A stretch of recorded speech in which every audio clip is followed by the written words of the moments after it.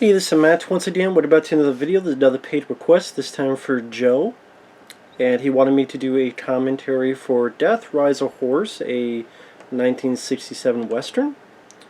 I will do my best. Thanks once again, Joe, for your kindness. And for anyone interested in requesting pretty much any type of video, a list, a ranking, a topic, a review, a commentary, reaction, re-review, whatever it may be, feel free to send it either directly to my PayPal or join my Patreon. Both links are down below in the info box.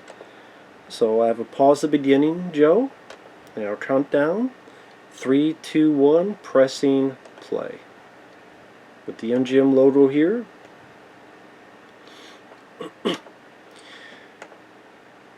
Now, he wanted me to watch this once to be familiar with it, but even then, usually it takes me a few times to be more familiar with the movie, so apologies in advance. But this is around the time we had a lot of these spaghetti westerns, thanks to films like the Ennio Morricone.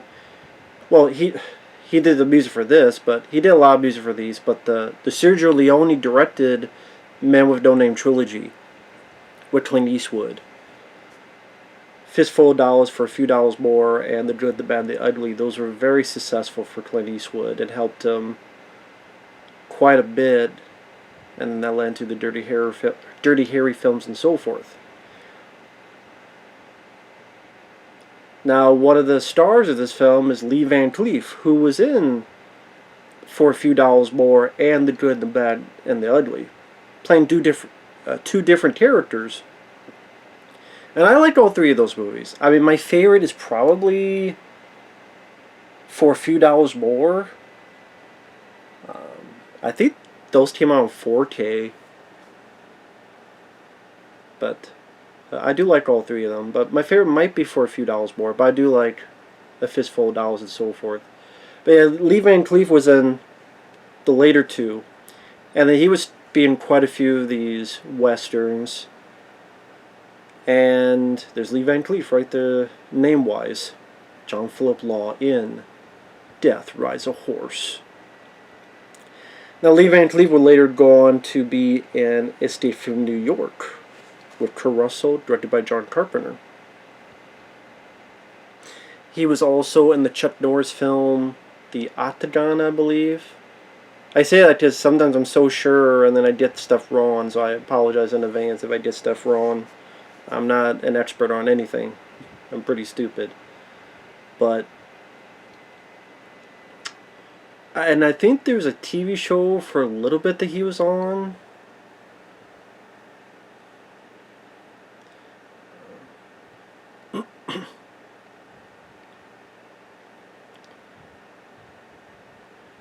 And yeah, like a lot of these films, there'd be some dubbing to be had in this movie. Ennio Morricone, wonderful composer. He worked with John Carpenter a bit on The Thing. Of course, the Man with No Name trilogy. Ennio Morricone is one of those guys that you hear his music, and for the most part, you're in for a good treat. Definitely one of the better composers of his time. My favorite composer is Jerry Goldsmith, but I mean, Ennio Morricone is up there. Oh, shut up, computer. I don't want to restart. Idiot. But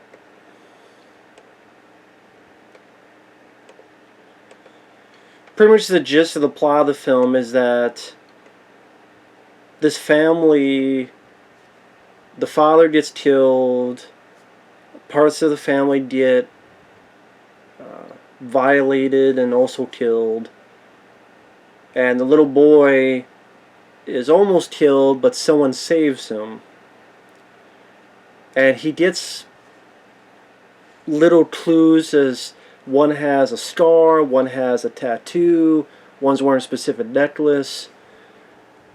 And then as he's grown up, he wants to go find the people that, of course, killed his family. So on his path of revenge, he goes and meets this guy who's an older lawman played by Lee Van Cleef. And I could guess who Lee Van Cleef was with the way they do. I mean, we'll get to it, but there's a section where he's like, I can't remember what the person's face was, but he saved me. So I'm like, okay, you were saved by a guy, so the guy is not as ruthless as them. He's not a villain. He's more of a anti-hero. Because there's 4 people here, but there's a 5th group, and one gets there afterward, and he's not as mean and harsh as these guys. And then like, okay, wait a minute, someone that hasn't seen his face. There's going to be some type of twist. But I mean, it probably is meant to surprise people, but I could see it coming. I'm not a genius or anything, but it's still decent plot point.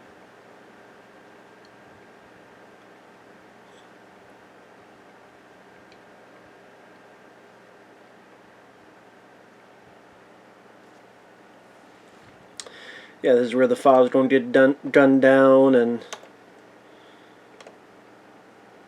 the mother and daughter are going to not have a good day, good week, good rest of their lives. And this was a turning point with westerns where, not this specific film, but this era, because westerns back in the day, not to say there was never any harsh ones, but they're much more of the good guy being John Wayne, and he's going to fight the bad guys, and bad guys would kill, but just fight the good fight and win, save the day. These were a bit more violent, a bit more bloody. Like, you're not going to see this kind of scene in a John Wayne film. They're a bit harsher, they're a bit grimmer, and it was a different take on the Western motif. And this is the little clues the kid will see, like the tattoo of on the chest, the scar on the face, and so forth. So you can see later on who these people are.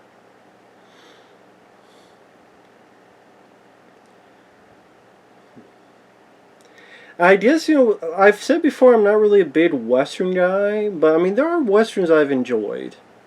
So yeah, that's what makes harsh. I mean, the teenage daughter just got shot there, and I mean, they're ruthless. They don't give a fuck. They don't shoot everything, including the cups, the bowls, the plates, kill everything and anything. Star above a guy's eye. It's another clue for later. Earring. So he's got clue for each one.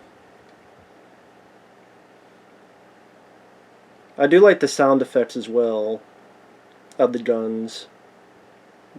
Sort of a similar gun effect for a lot of these movies.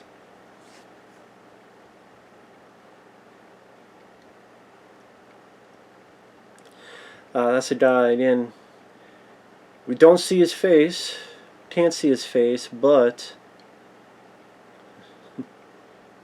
he does save the kid.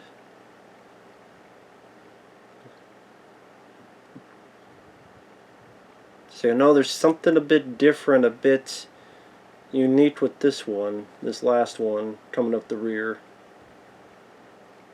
Well, there's a lot more people there, I should say.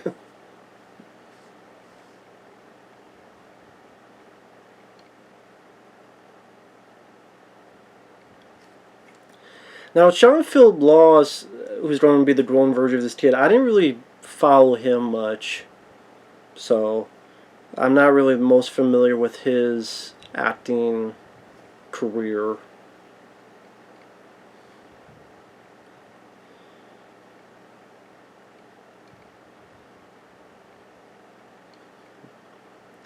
I guess in retrospect, there's a part of it that just, because there's other people I grew up with more, I would have preferred like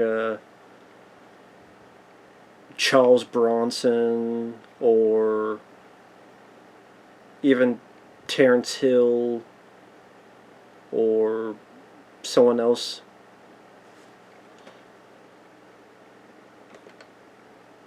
But John Philip Law doesn't do a bad job either. Yeah, it's just one of those, I'm just not that familiar with him. Shows he's grown up and shows definitely efficient with the pistol.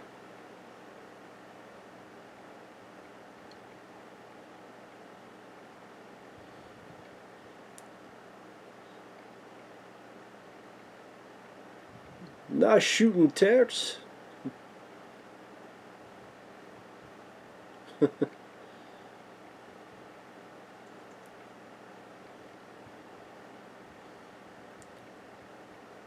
Faster than motherfucker.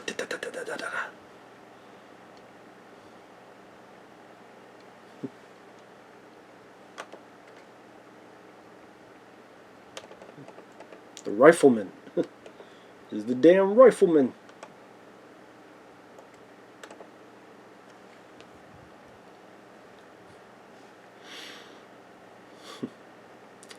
Here's Lee Van Cleef.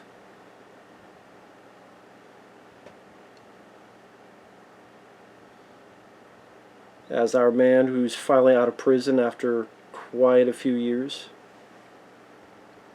His backstory is that his gang framed him for a crime he didn't commit.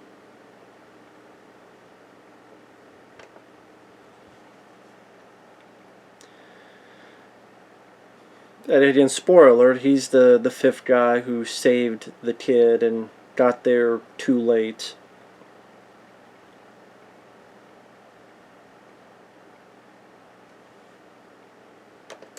Yeah, 15 years.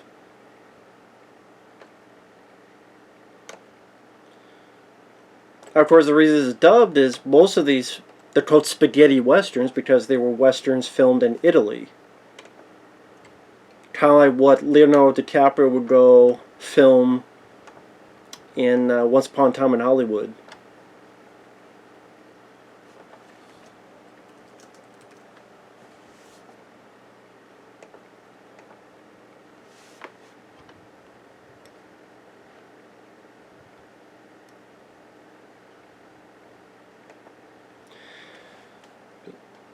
So the film is directed by Giulio Petroni.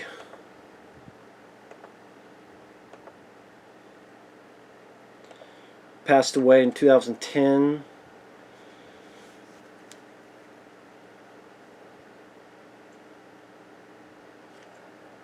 I'm trying to think actually. This was 1967. When were the...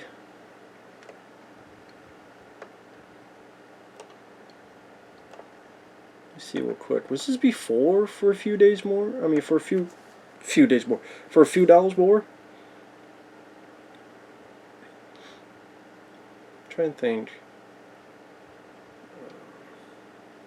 Because he was doing films in the 50s, Lee Van Cleef.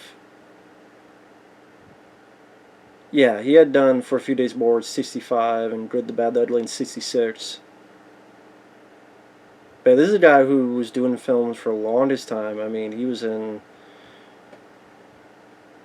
Yeah, a bit rolling High Noon back in the day, and A Corporal and the Beast from 20,000 Fathoms, and Lee Van Cleef was doing a lot of movies, and then Partners with Jerry Lewis and Dean Martin. Gunfight at the OK Corral with Kirk Douglas.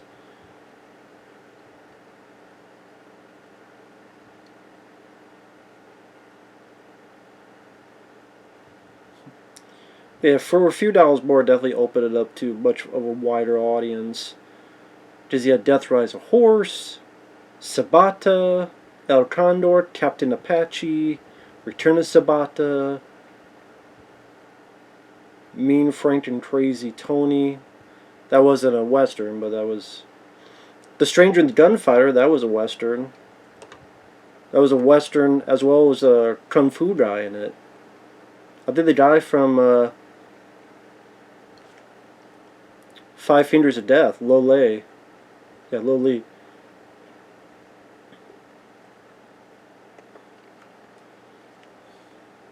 fastest gun in the West joins the most brutal hands in the East, the stranger and the gunfighter. Kung Fu spaghetti western comedy. Which seems like a film that would have done better just based on the premise alone.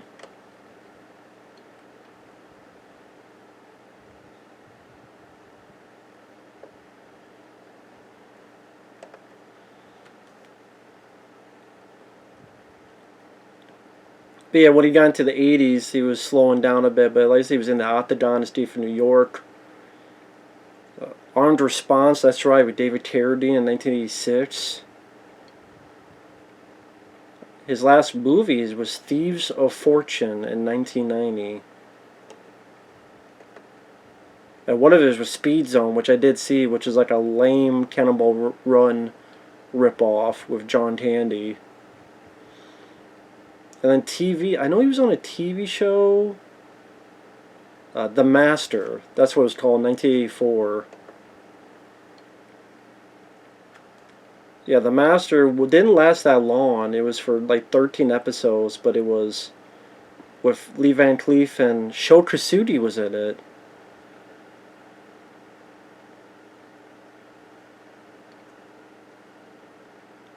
Of course, at the same time,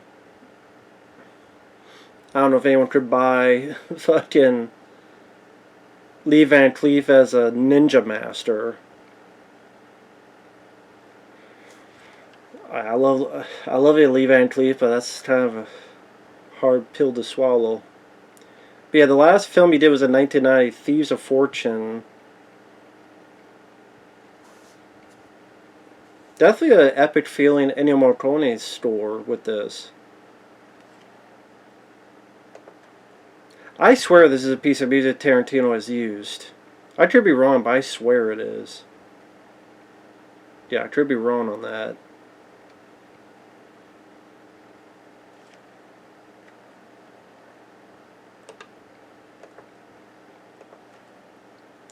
I was talking about the director. Yeah, he did. Not much I recognize, honestly. This is the only one I recognize.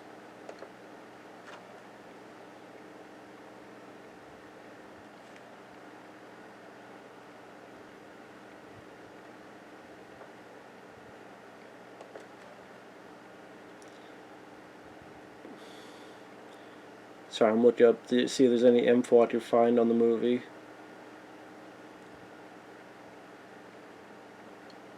Pretty good rating on IMDb.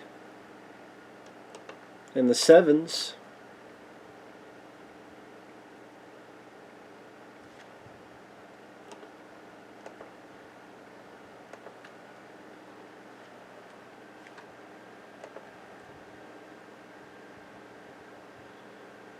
Let's see.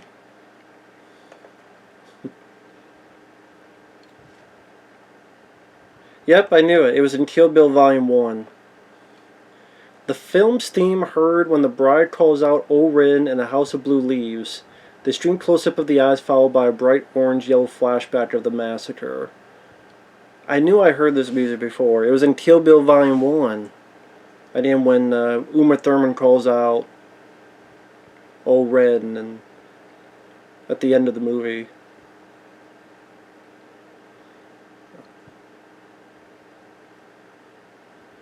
It was also in Inglourious Basterds, so it was in 2 Tarantino films.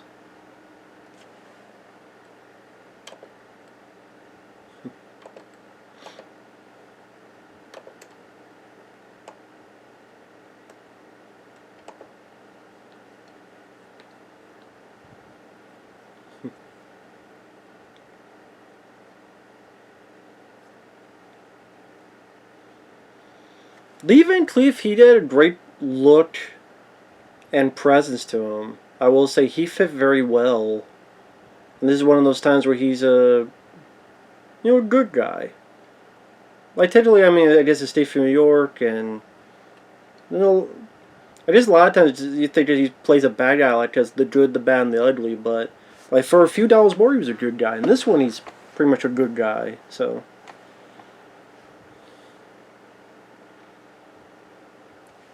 But But yeah, the directors here definitely followed the Sergio Leone type of feel, where close-ups, push-ins, the way the gun battles were done. Like I said, it gave the westerns a bit of a different rejuvenation for a little while there. To the fact it became, again, their own genre, the spaghetti westerns.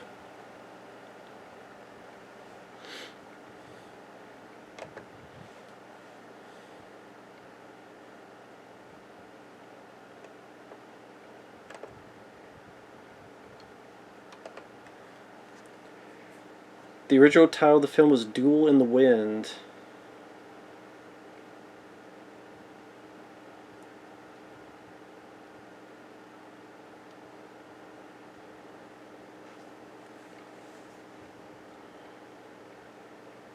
But then Lee Van Cleef said, well, why don't they call it From Man to Man, since it's a man-to-man story? The Italian producers liked it. They liked how it sounded in Italian, so they used it. But then it was retitled Death Rides a Horse in English-speaking markets, and John Phillip Law said he never liked the title. I don't know, it has a nice ring to it, Death Rides a Horse. Although the film has an original, more iconic score, the opening sequence reuses music from A Fistful of Dollars, which accompany the torture of the stranger and the master of the Baxters. Man, it's been a while since I've seen Fistful of Dollars. I didn't even notice.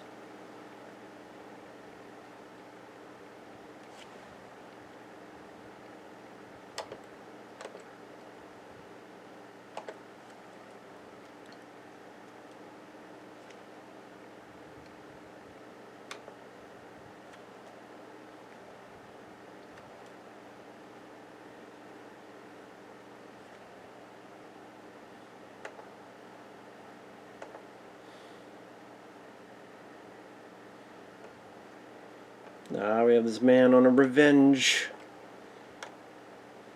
Eyes on the prize, dude. Eyes on the prize. Eyes on the prize. And it's not the horse. Don't shoot the horse. I know it's called Death Rides a Horse, but don't be killing the horses.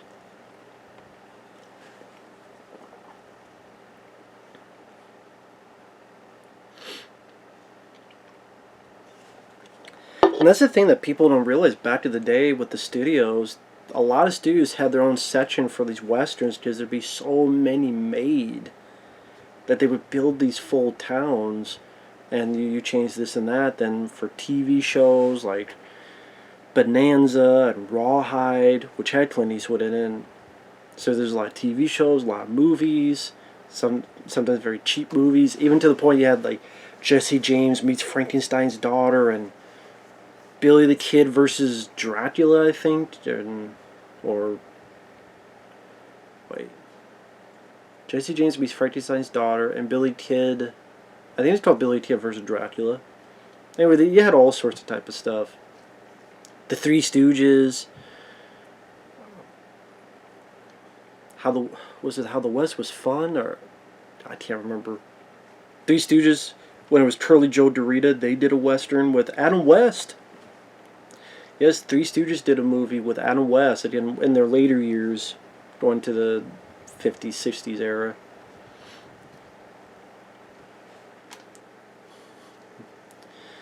But then, because westerns kind of died out, a lot of these places are either left behind as a ghost town, or maybe used as a little bit of attraction, or just shut down and broken apart. A bygone age. But like I said, I didn't grow up with westerns. There are westerns I enjoy. I liked Rio Bravo with John Wayne, which I keep forgetting I'm picking up. One day I'll pick up down the road. Damn. There you go. Lee Van Cleef showed their ass. How you like them apples?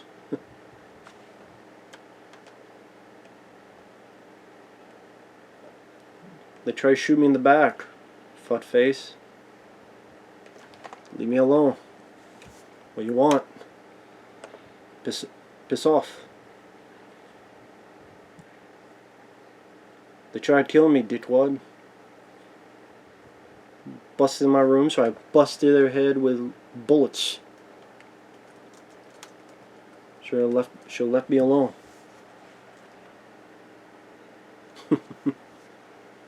Someone tried to shoot me in the back, I defend myself. What am I supposed to do? Sing a lullaby?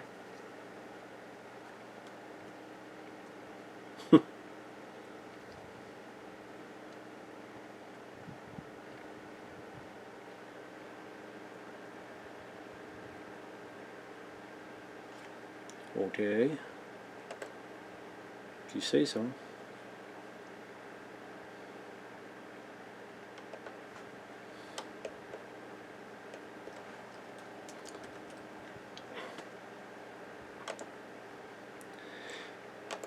Like the Western I saw growing up as a kid was Young Guns with Emilio Estevez and Kiefer Sutherland, Lou Diamond Phillips, Casey Shamasco, and more.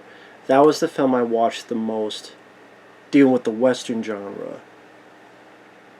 Now, with that said, I love Young Guns. It's still my favorite Western. I love the music. I love the cast involved.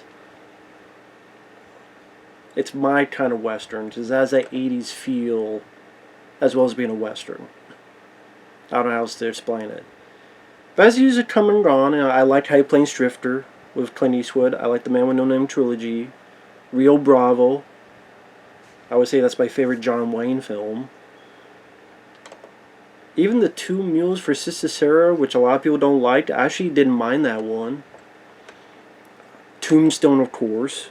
I mentioned Tombstone with Kurt Russell. Kurt fucking Russell. You gotta say it that way. He's the man. Kurt Russell's the man. He's Kurt fucking Russell. But yeah.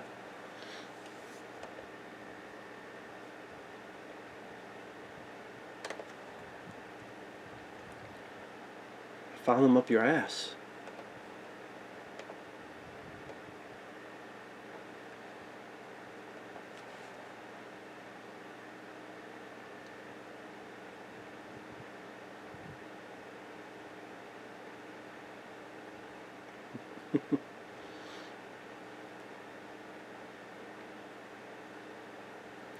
So one of the men John Philip Law was looking for is the guy that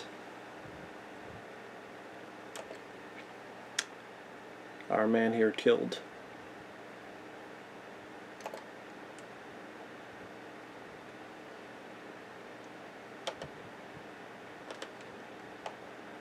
Yeah, I think this is the music from Kill Bill Volume 1.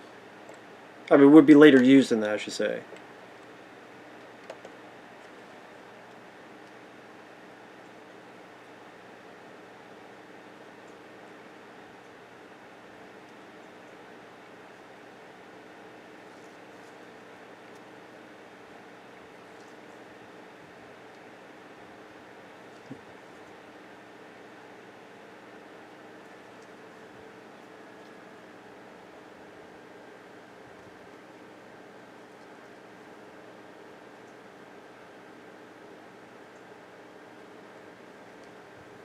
Sorry, now I'm listening to the music. I apologize for that.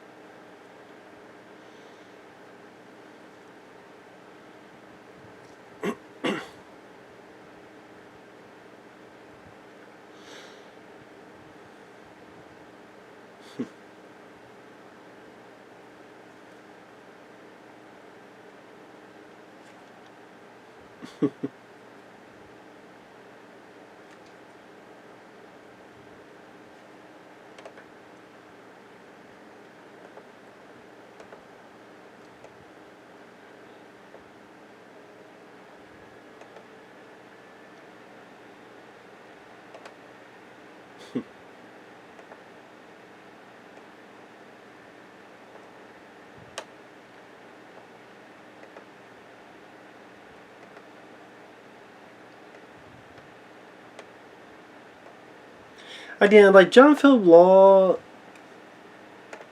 I said he was good. I just, to be more honest, he's okay. I do. There are other people I just would have preferred. Again, if it was Charles Bronson, which I know he was in Once Upon a Time in the West.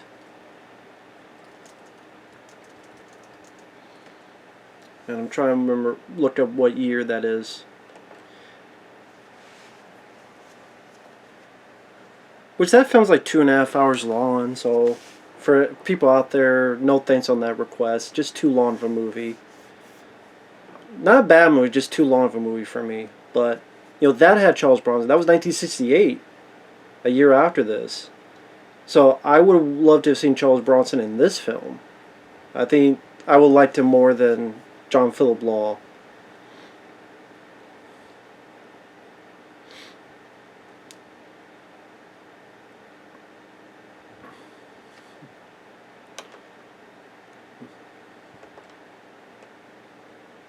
Or didn't even like Terrence Hill or someone else, but I would say I like Lee Van Cleef more than John Philip Law in this.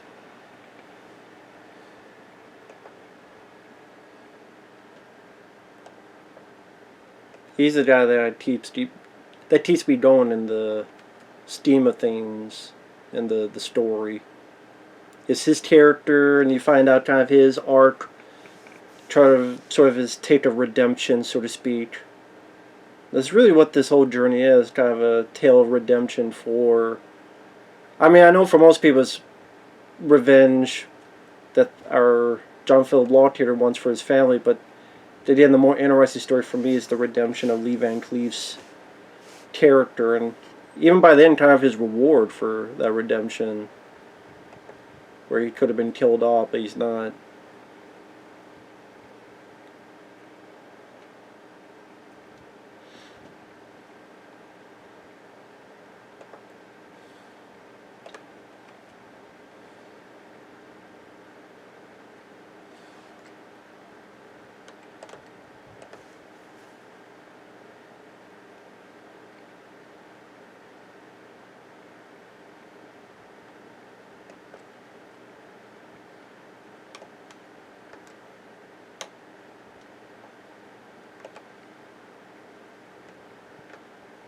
You, oh yeah, you selling whiskey? Well, I'm gonna sell your ass in a minute if you don't give me what I asked you, dickwad. I'm gonna sell your mama up the fucking pie hole, and probably the best she'll make is $1.50. I wanna use the bathroom. Get the fuck out of my face.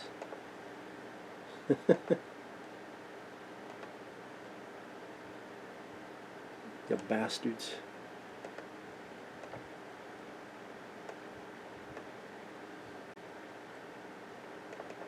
Hey, dickwad. You tried to fuck me over.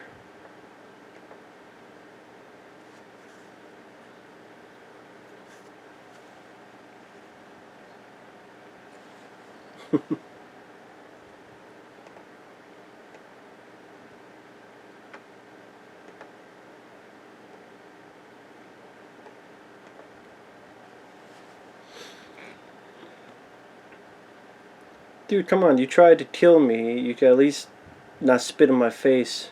If you're gonna stab me, stab from the front, not from the back. No, you don't. Nope, this ain't no damn pacifier, but if you don't shut up, I'm gonna put it in your mouth and make you eat it. The better be a candy bar in your pocket, because whatever comes out, I'm gonna make you eat it.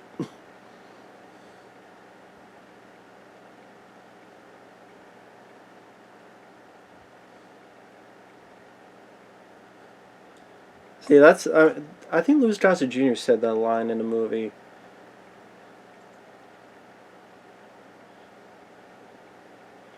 That better be a candy bar in your pocket, because whatever comes out, you're gonna be forced to eat it. I'm gonna make you eat it. Anyway.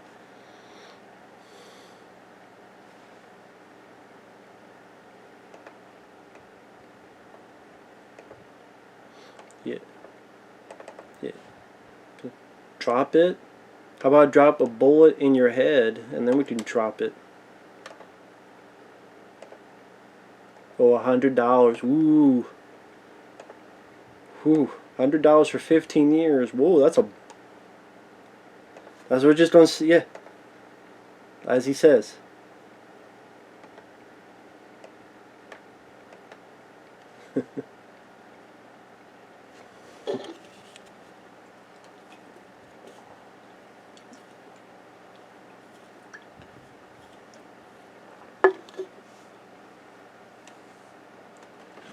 I don't care, you gotta sell your ass on the black market. You don't give me that money.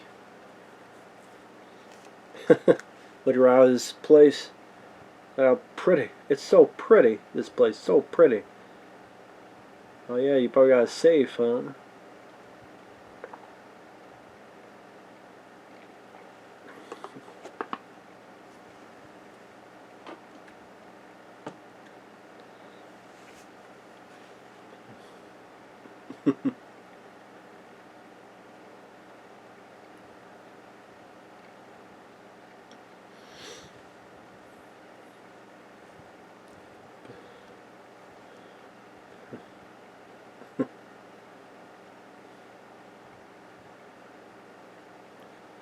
This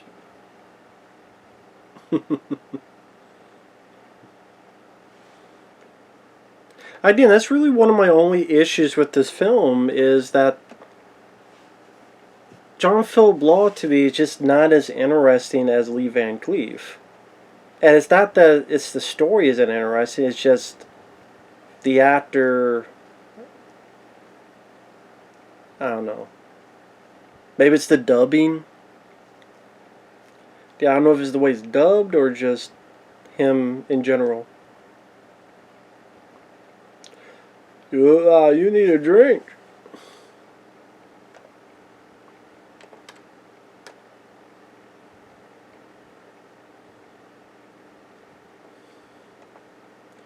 Yeah, just some weird vibe to the voice. Sure you do. That ain't any different. What's going on in this establishment? Just something about the, I don't know, the voice or the dub or the vibe. Just something about it. Just he's no Clint Eastwood. Rest in peace to the guy, but he's just no Clint Eastwood. He's no Charles Bronson. I know there's other people that like John Philip Law. That's cool, but I think there's a good reason why he didn't get up to the Eastwood Bronson success.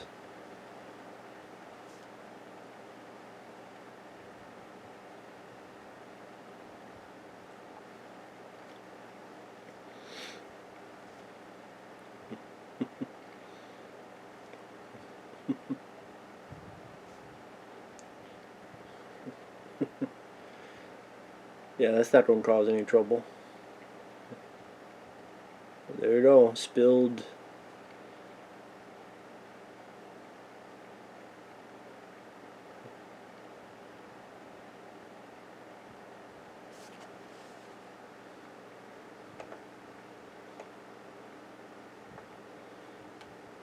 It is a cool moment.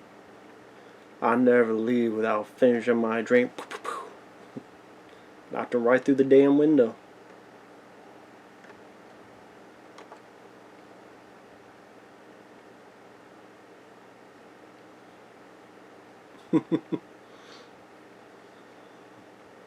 Fucking backstabber. Coming at me from behind. Gonna be eating dirt for about an hour.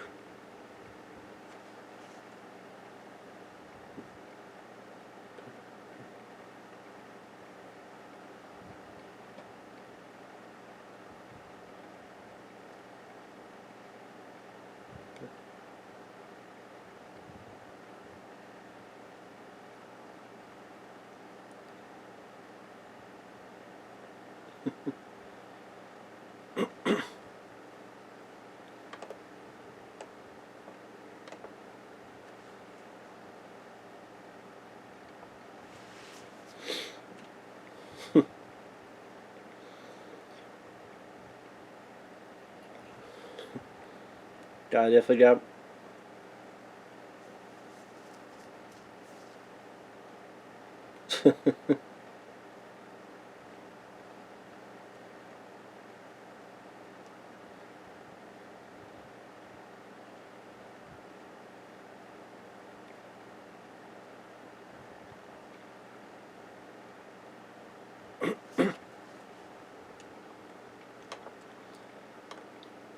But that was easy to get the guy's attention.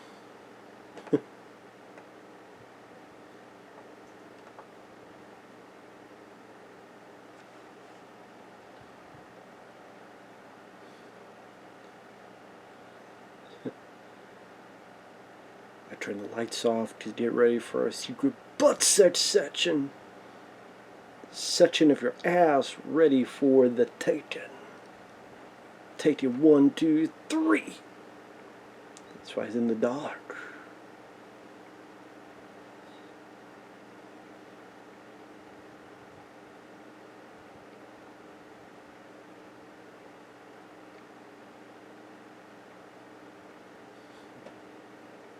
Somebody's gonna come out and go, peekaboo, I see you.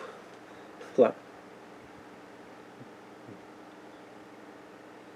he's not hiding there, dude. Come on.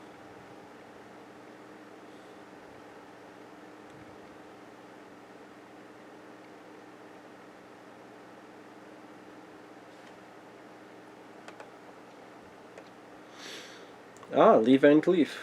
I forgot, yeah.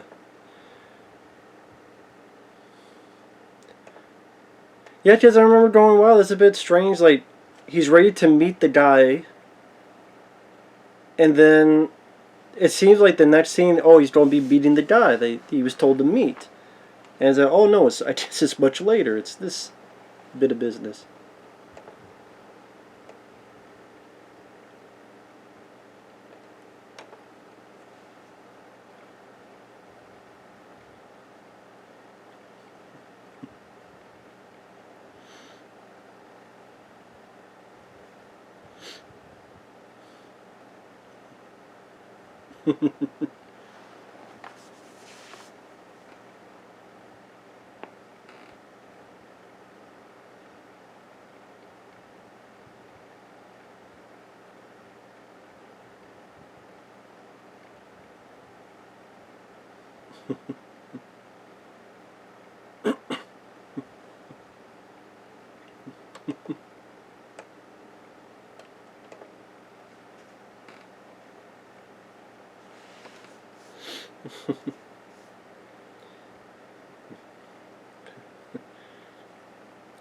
So yeah, you have Lee Van Cleef, sort of the tutor, teacher of this group, and John Phillip Law is the learner. Now I am the master.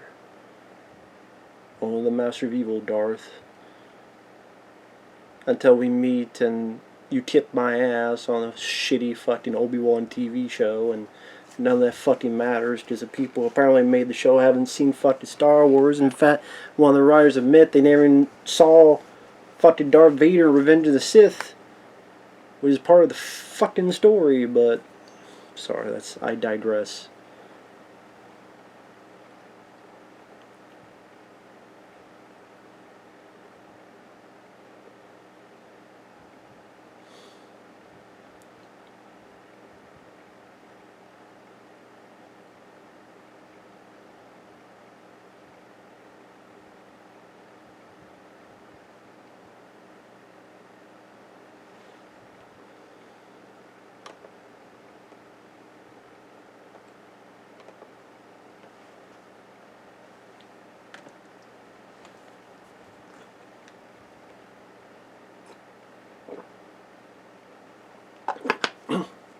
Sorry I don't talk much from time to time.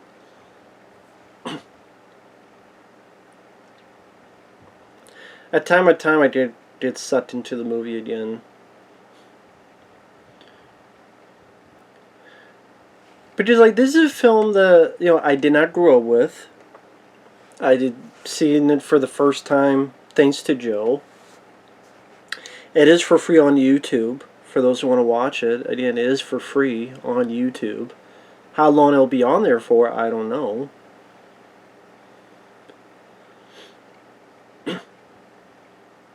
The story is pretty straightforward and simple. again, guy wanted revenge on the 4 people that killed his family.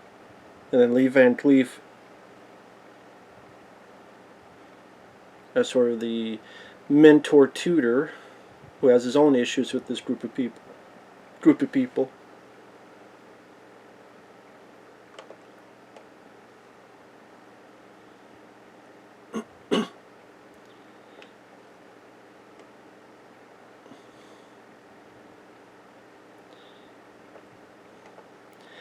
And like I said, well, maybe I haven't said this yet. I would not, for me, put this up there with the Man with No Name trilogy and other stuff. It's just, it's good. Like I said, I think John Phillip Law just not nearly as prominent as a Clint Eastwood or Charles Bronson. But again, that'll be the last time I mention that. So again, sorry for the hardcore John Phillip Law fans. Like I said, the Lee Van Cleef stuff to me is more interesting. And I just like him more as a personality and actor. Good hiding spot. Titties.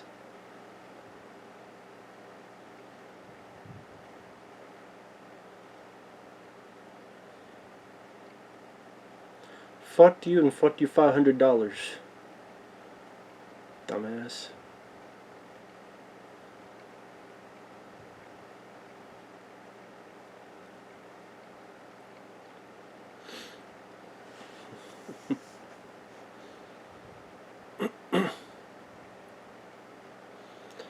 With that $500 you gave me.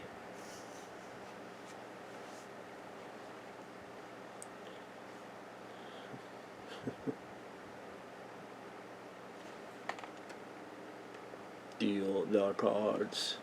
This sounds a bit robotic at times, John Phillip Law. Again, I don't know if it's the dubbing or what the deal is.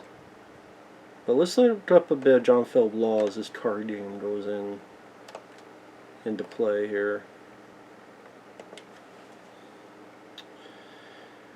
He was in The Russians Are Coming, The Russians Are Coming in 1966.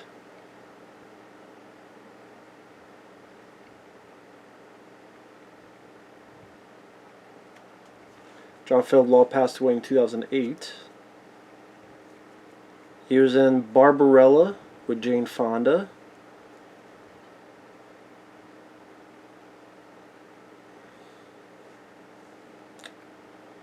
He was born in L.A., son of an L.A. County deputy sheriff.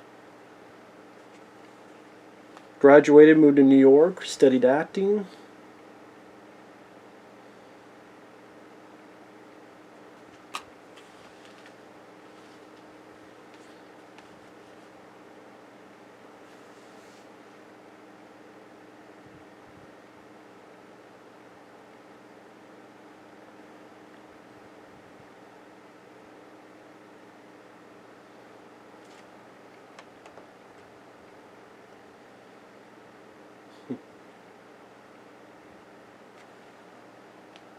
That definitely seems like something that Tarantino would think of for Kill Bill.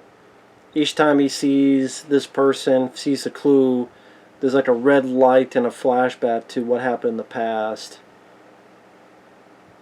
You see bits of stuff like that in Kill Bill Volume 1. Only the song, the music is down, down, down, down, down, down, down. See, he was in Tarzan the Ape Man. He was in Night Train to Terror in one of the segments. Alienator. Space Mutiny with Red Brown.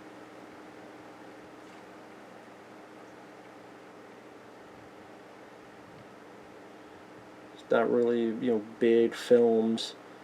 In 2002, he was in a film called Curse of the 49er in 2002, which is, I think, one of those direct-to-video horror films called Miner's Massacre, directed by John Carl Buechler, who passed away.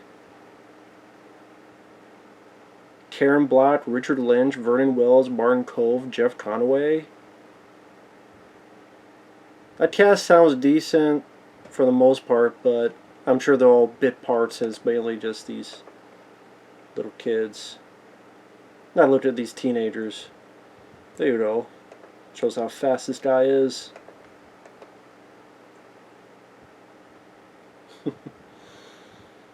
I like the action scene in the spaghetti western. Just has a certain, not visceralness, but a certain pop to it. Had a little bit of help.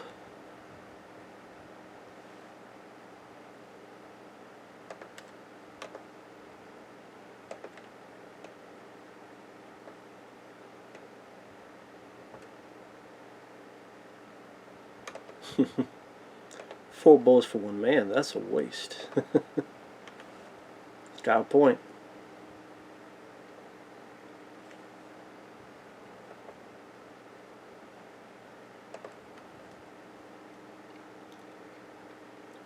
He's got a point.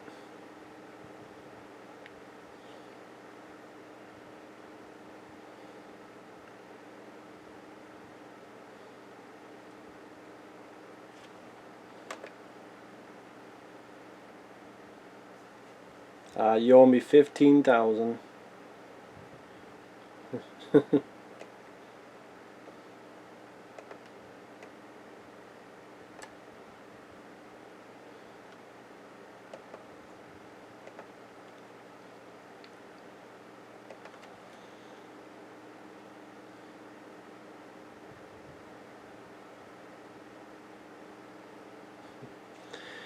Now, the guy that killed Kavanaugh, he was played by Anthony Dawson, which sadly he passed away in 1992.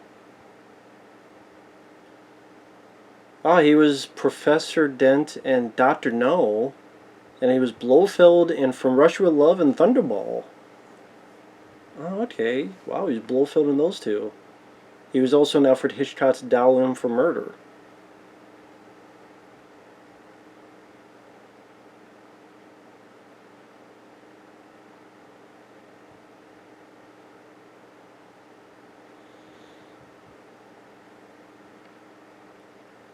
He was also in The Curse of the Werewolf. Inchon, which was a film a lot of people did not like. Oh, I forgot he was in that OK Connery, the rip-off of James Bond starring, I think, Sean Connery's brother, which I know I've seen and I already forgot about. Operation Kid Brothers, the other name, yeah.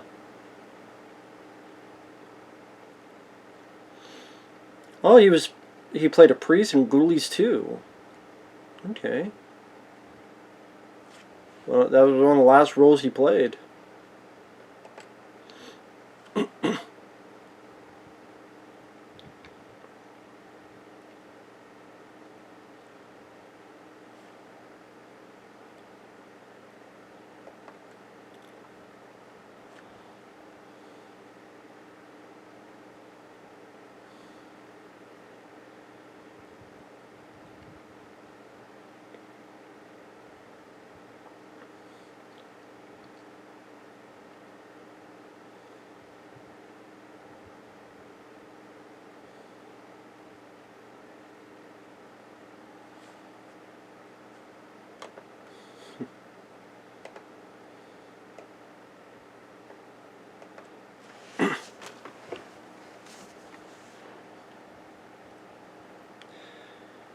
The guy on the right almost looked like Aaron Eckhart. Are you Two-Face? No. If Aaron Eckhart had a bigger nose.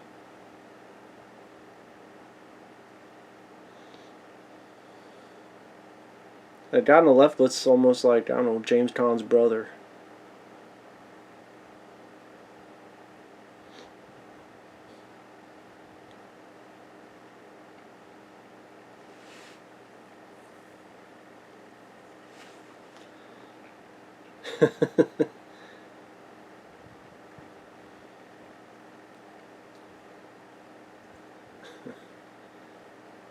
Got the drop on you, sucker.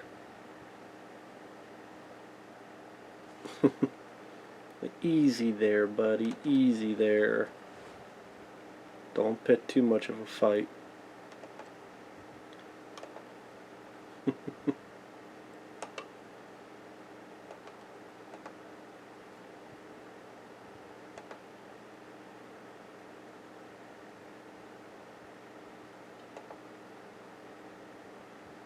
No, I'm right here.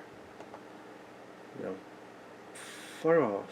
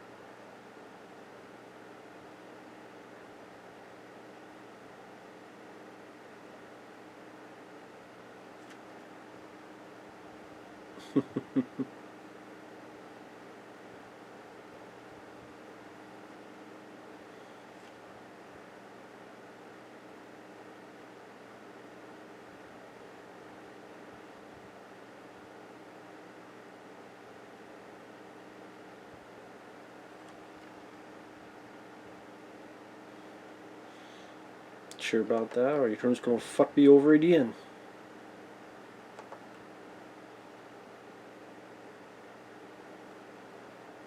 But again, that's the tough. I'll do my best, but that's the tough thing about doing commentaries like this, because I'm not going to make fun of the film, because the film doesn't deserve to be made fun of. It's well made for what it needs to do. It's pretty straightforward. For the most time, when you watch a film, this is how you watch it anyway. Lee Van Cleef, he's a great presence in it. It's a straightforward revenge tale, along with a bit of Lee Van Cleef's story. There's some decent shootout action scenes. Nothing like John Woo or anything, but efficient for its time. Lee Van Cleef sells his presence and his everything else in between. And you get stuff like that bit of a surprise. Trapdoors and the like.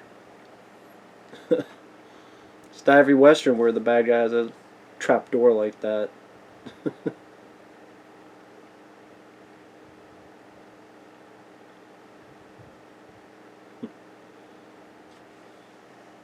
Oh no, it's a Dane Bane.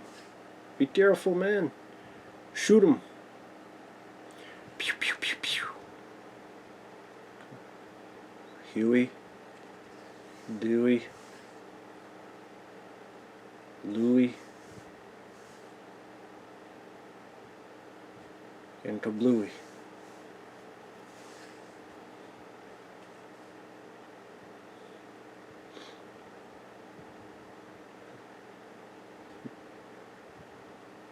Fuck.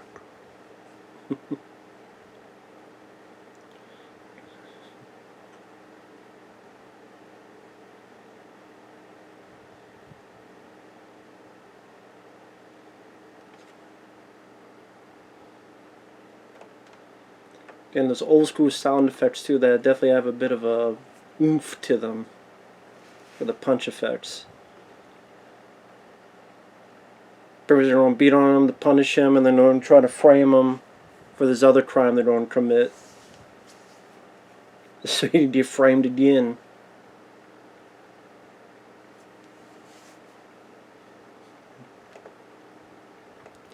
I guess other than John Phillip Law, the other thing is I don't know if the film needed to be 2 hours long. I think there's maybe bits here and there, 20 minutes that could be taken a bit, editing wise. Like I said, I don't know if it needs to be 2 hours long. And this is back to the day when a film was that, you don't have 10 minutes of credits. Or like you do now, where you could have your 8 minutes of credits, 5 minutes, 10 minutes, 12 minutes. No, this is back to the day when you had like 30 seconds for credits. If that. And a lot of things about back to the day, like the way films were shot, the way they were lit.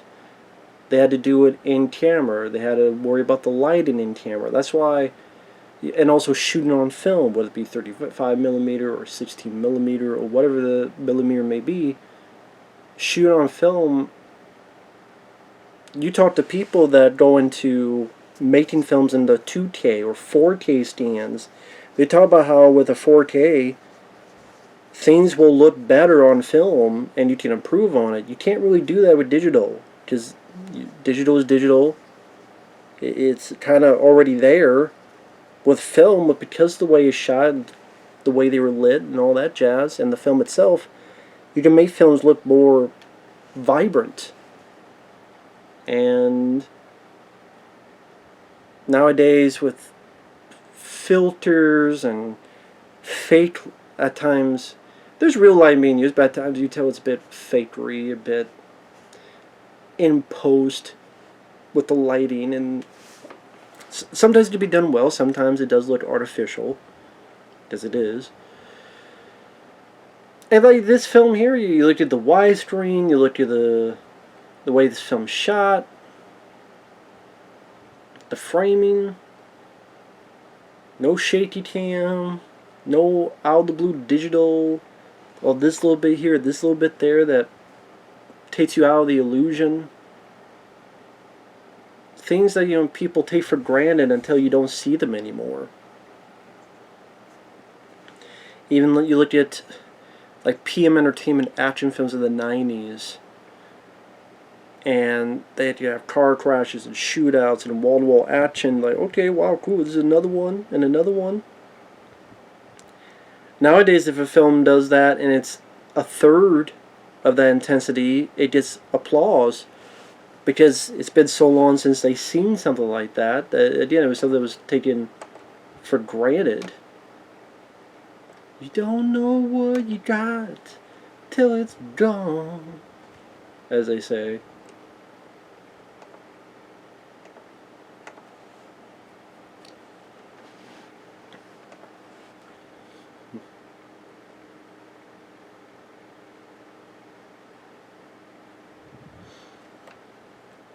I also know around this time you had I mentioned Terence Hill. People might not even know who that is. Terence Hill was an Italian star that did a film called They Call Me Trinity, which was humongous in popularity.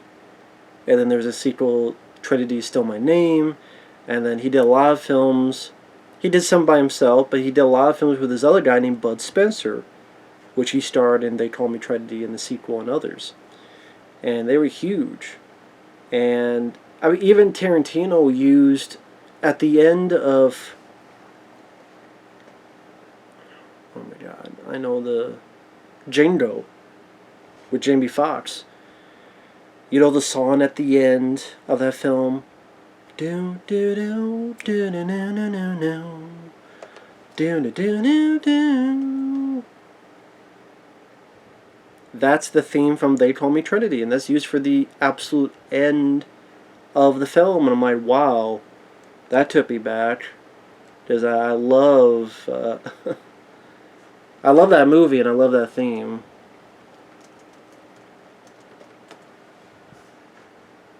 He's the best.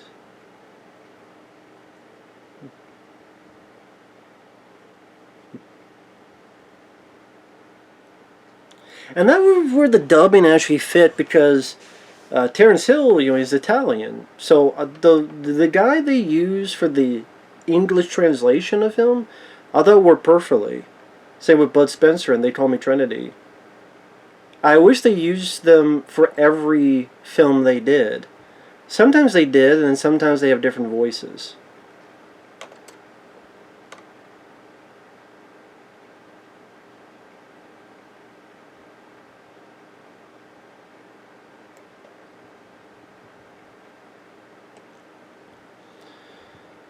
Here we have him getting thrown out, again trying to be framed for this.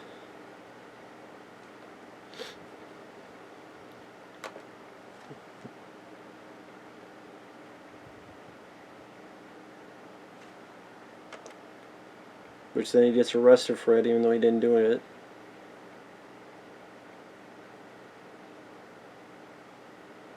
And they put the blame on him. They put the blame on me, baby.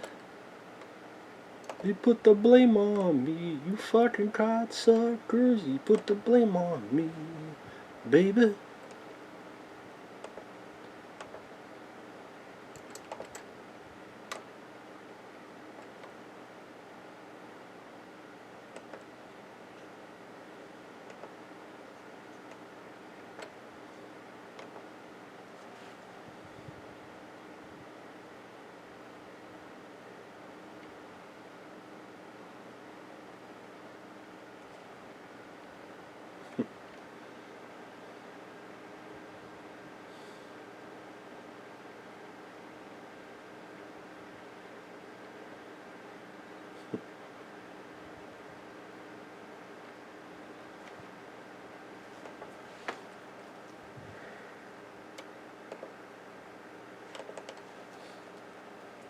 Of course.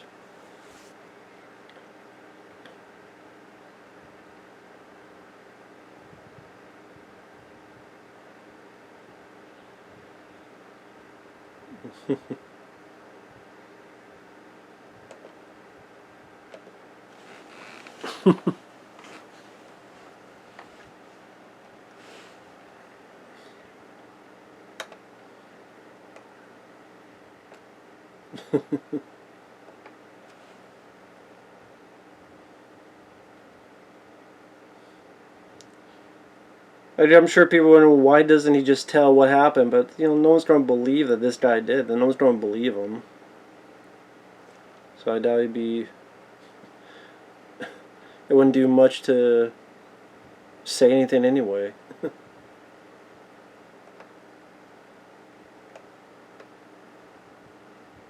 And then he could say it, but it's like it's not going to solve anything.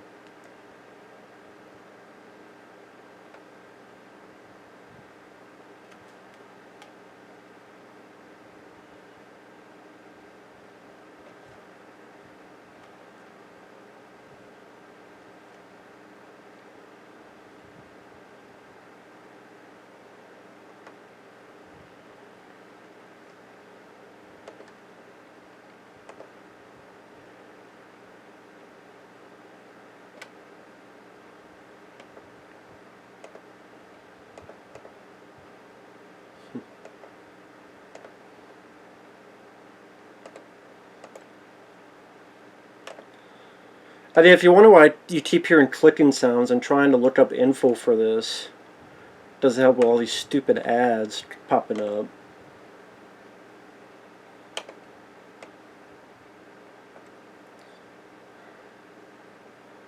Why is this? This is a side note. Why is there so many ads? Like on some websites, like I don't know. Is this a new thing? Like they put some weird ads on here that pop up, and I'm like, no, I don't want these sex. Stop giving me ads. They have sex. God. Now I'm looking for porn. I'm looking for fucking info. God damn.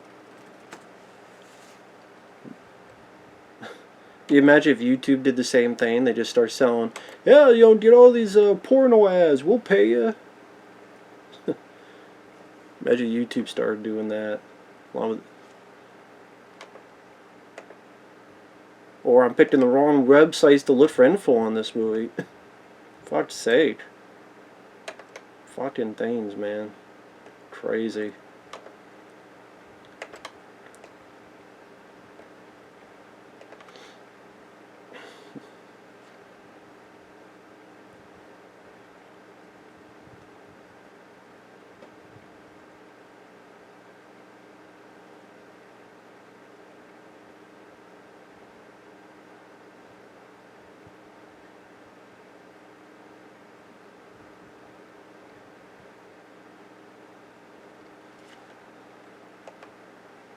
Don't call me a fucking grandpa.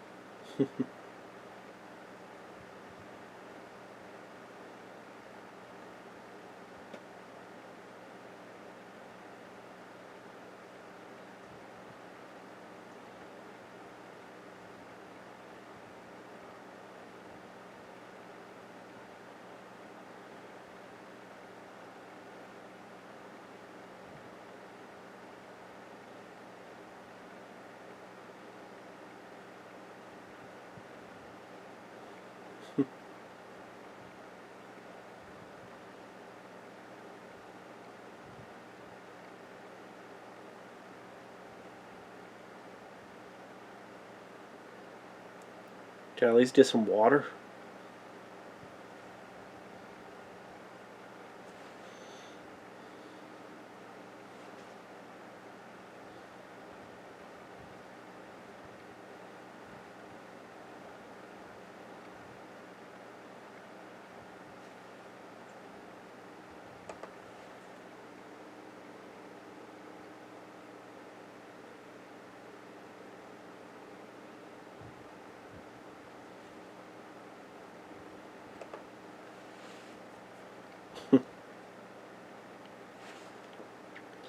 I'm saying, John Phil Law is not the worst. It's just, again, just not 100% sold on him compared to other people around this time.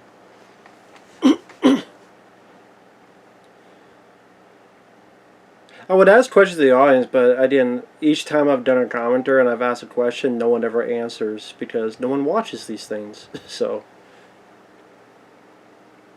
no point into.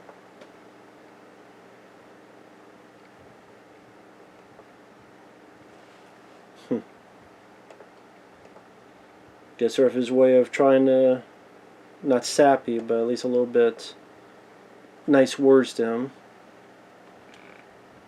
And John Philip Law appreciating that, give him a little bit.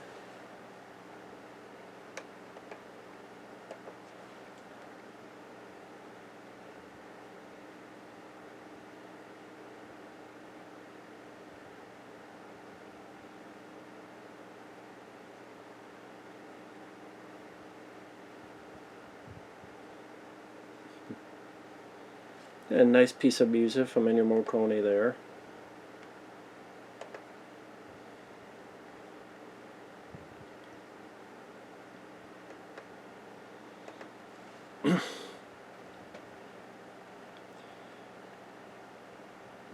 They definitely had some good atmosphere in these spaghetti westerns as well, and I think that's another thing these stood out compared to the American westerns, is that a lot of these, like this right here, definitely has a nice,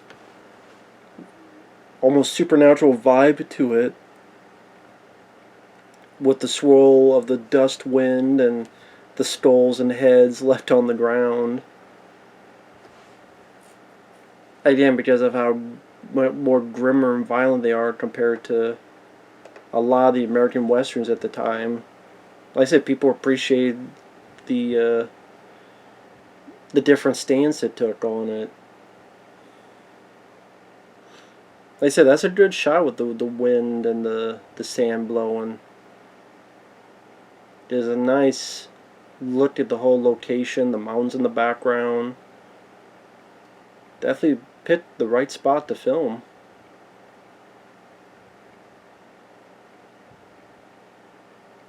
And then the door opens, all that dust coming in.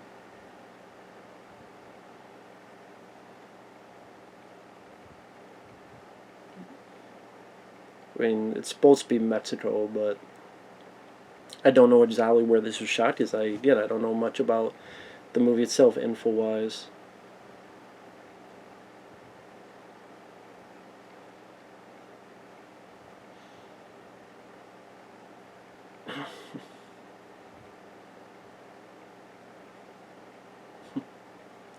I know that's what Tarantino was trying to do with The Hateful Eight.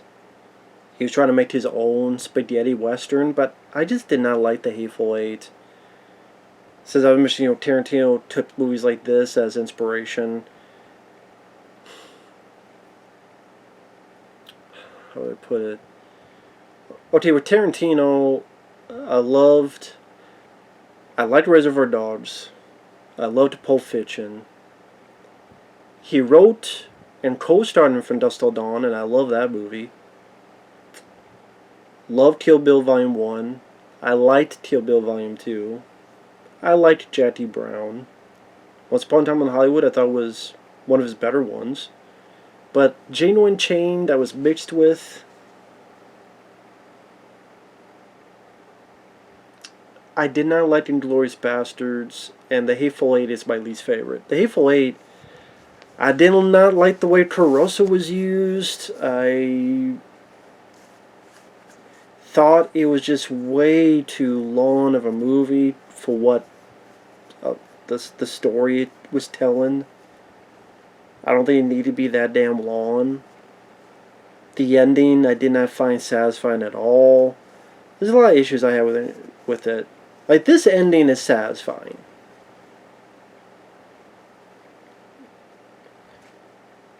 Like, if that Hateful Eight was... Okay, if Hateful Eight was Kurt Russell and Sam Jackson working together, kind of like how John Philip Law and Lee Van Cleef worked together in this movie, And it ended in a similar fashion. Kurt Russell walking away. Is he going to be shot in the bat? Sam Jackson doesn't do it. That I could buy into more. That I could appreciate more. That I would enjoy more.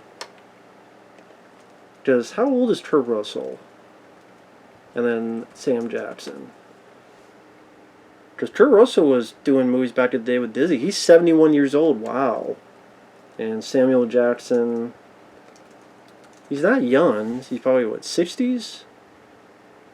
Sam Jackson's older than Kurt Russell. I'm surprised.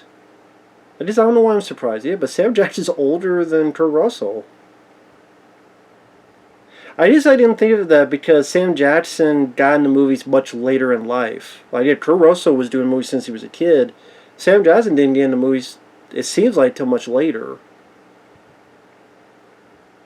And, I mean, he was doing films, but they were like bit roles and bit parts. But, yeah, I did not realize Sam Jackson was older than Kurt Russell, so. But they could be like, you know, school childhood friends and then a turn. Oh, there's the earring.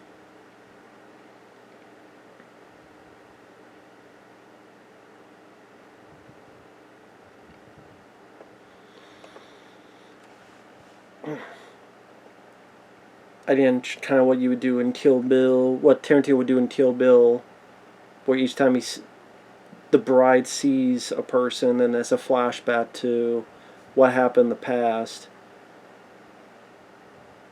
Some would say, did you need each one of them? But, yeah.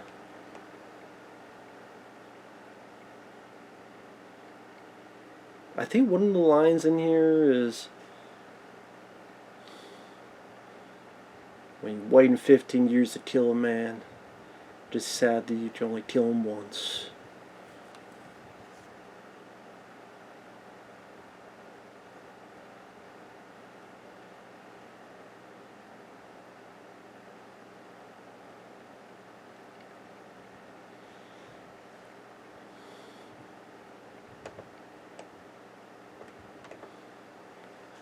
Nope. It was just a Tuesday to me. Bullseye. Headshot. Should have been watching his back, though. He got flat out, laid out.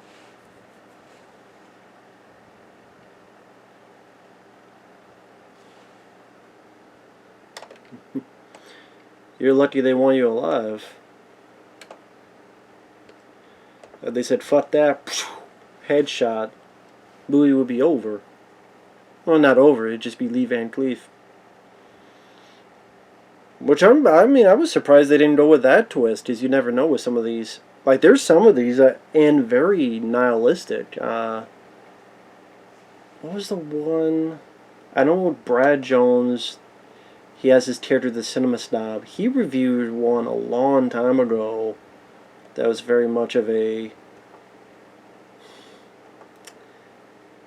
It was a spaghetti western, but it ended, you know, not in the happiest of terms. Let me see if I can find it real quick.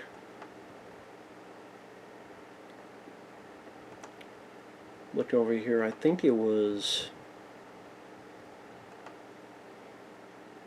Yeah, sorry about that. I think it'll be stuck in my head if I don't find it.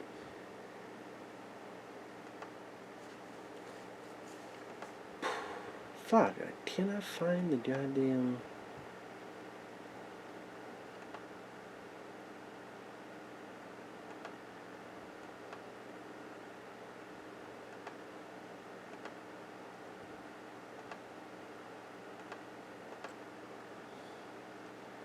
I can't help it. If I don't, I'll be bugging me.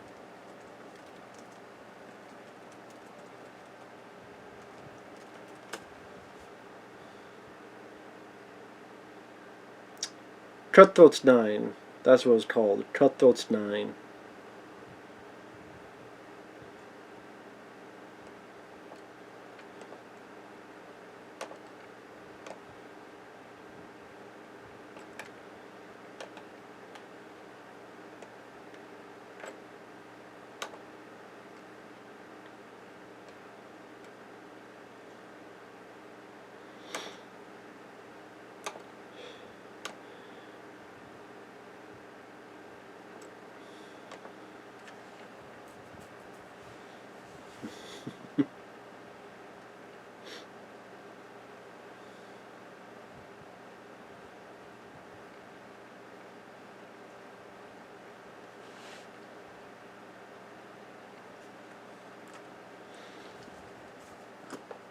He became a Mormon. Your brother became a Scientologist. I'm sorry. It's too late for him now.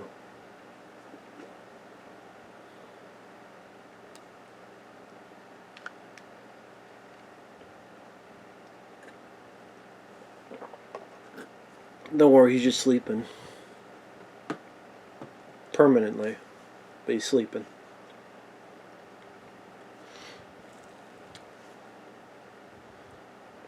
He'd just still be alive, just tell you men to make it look like Weekend at Bernie's.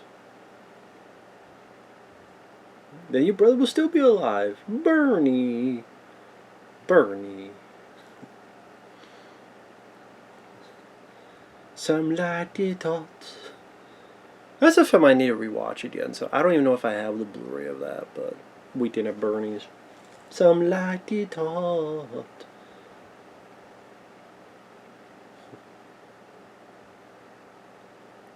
Damn, I'm gonna squish his head like a grape.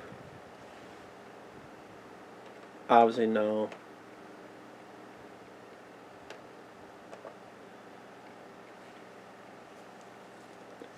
I mean, spoiler, he just left in the... buried up to his neck, left in the hot sun to die. Which, I mean, I guess that would be a slow, painful death. You would dehydrate, you would burn, go crazy, all that jazz.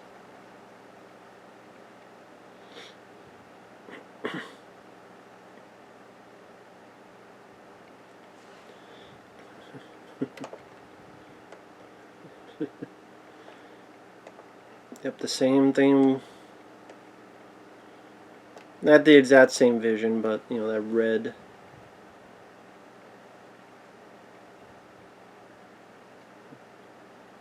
Like, pretty much he's the last one. There's the one Lee Van Cleef. Oh no. The one killed the card game.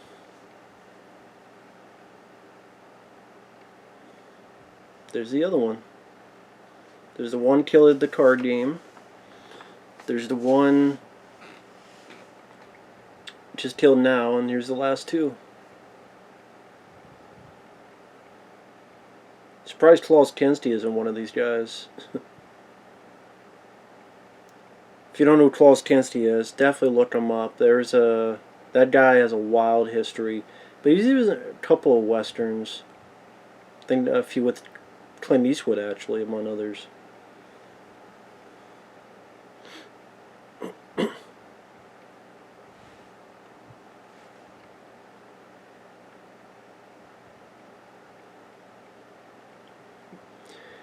Whatever, dude. Get out of my face. Your breath stinks. Stop eating cow patties.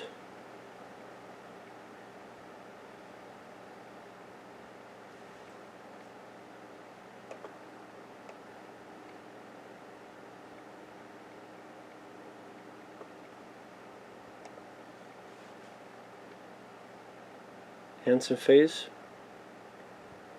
You don't kiss me, you don't kill me.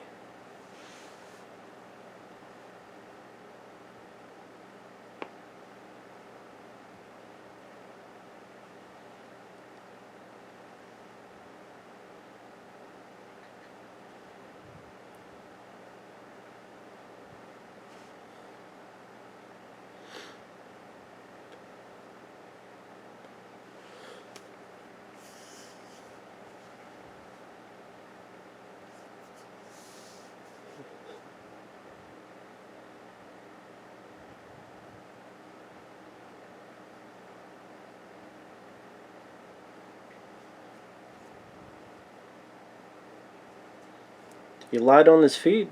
Pretty smart of him. Yeah, pretty smart of him.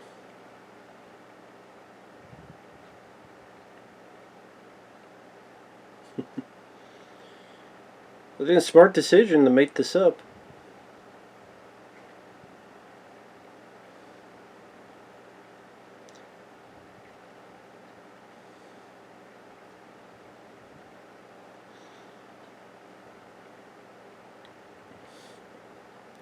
Yeah, they're gonna keep him trapped there, and if he lie, they'll come back and do some business.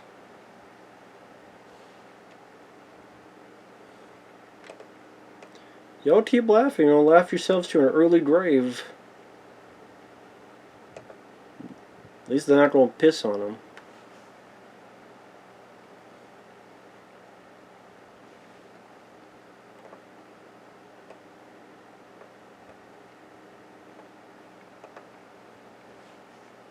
I see you're a man of your word.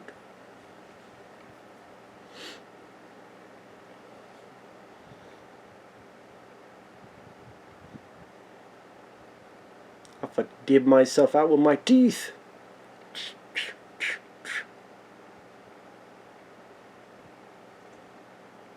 You pussy, you can't fight me man to man. Mano a mano. Well, you don't give me angel dust? Is angel dust, Holmes?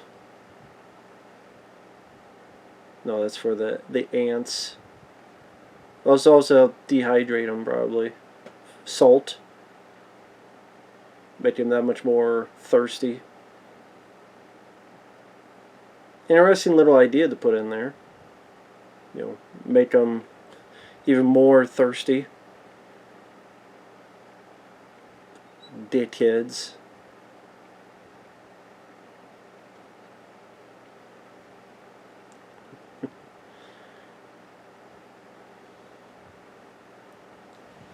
What a dick.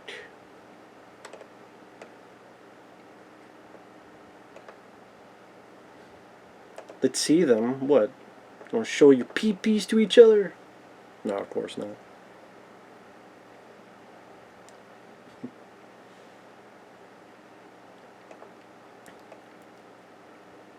Yeah, but I mean, throughout the years, they've tried to bring the Western back to little success.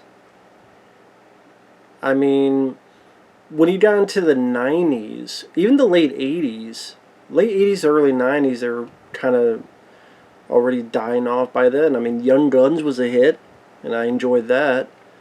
And then in the early 90s, you had Unforgiven, you had Tombstone. But after that, other than the occasional, maybe Open Range with Kevin Costner, maybe the True Grit with Jeff Bridges,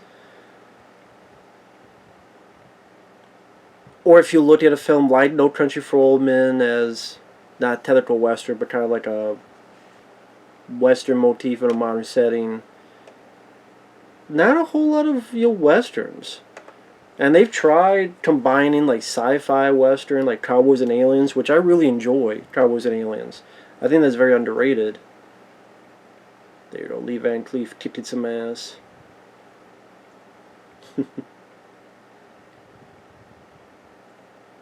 But yeah, Cowboys and Aliens was a flop. Jonah Hill, which was awful, that was a flop. God, I'm trying to think of others. The Lone Ranger, that was a flop. And to me, not that great of a movie. I can't remember like the Western films by decade. I know Gina Carano has a Western coming out. I think it's like direct to streaming. Terror on the Prairie.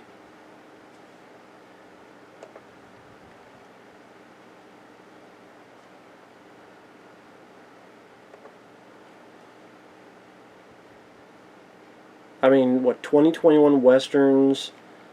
Films no one really know about. What, No Man's Land with Frank Grillo. The Harder They Fall. Idris Elba's in it. The Last Son. Let me think about this. Okay, The Drover's Wife. The Drover's Wife. Haven't heard of it. The Harder They Fall. I didn't even know that Idris Elba. Yeah, that was one. Okay, I did hear about that, but I think someone's like, these westerns. I mean, they get longer and longer. Like, I'm sorry, like 2.5 hour Western. I like the good, the bad, the ugly, but even I'm like, that's a bit too lengthy for me. It's like, come on, man. Not everything needs to be 2.5 hours long. Just not for me. Animated film I never even heard of, Spirit Untamed.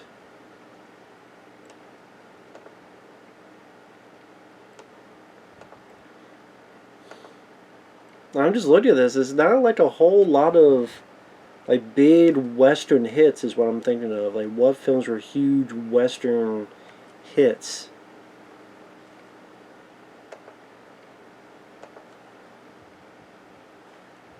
And not a whole lot.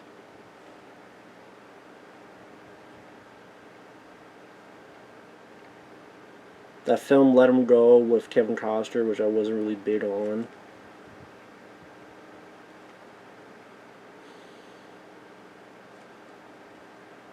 I just thought there was that Magnificent Seven remake, which I thought was alright, but I mean, a lot of people have already forgotten about that movie. I don't even know that movie was much of a hit.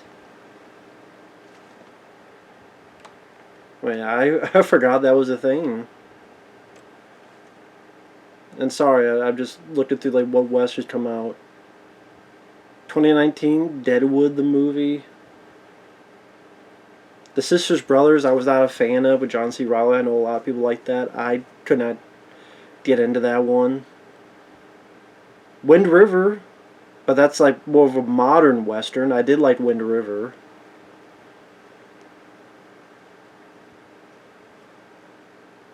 Yeah, Magnificent Seven. That was the one with Denzel Washington, Chris Pratt, Ethan Hawke.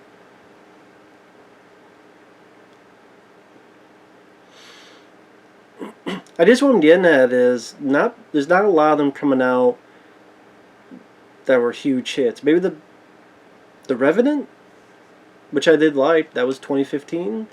Maybe been Magnificent Seven.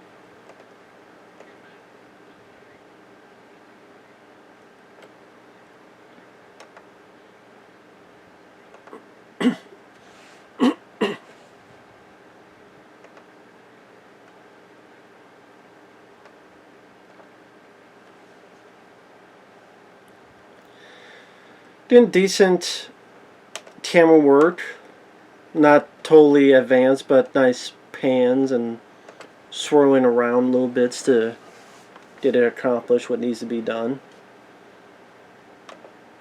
As Lee Van Cleef being the man here, let them know what they need to do. Dig a ditch, get some barrels.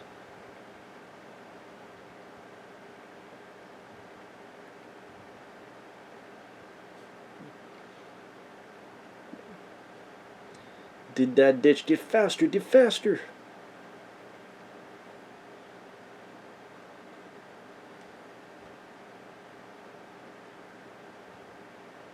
The guy's like, where the fuck are you women going? You should help us.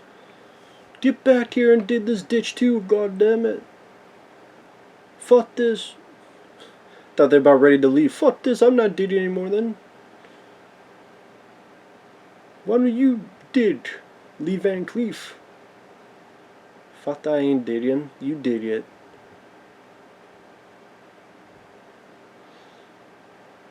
I think the store definitely has a punch to it.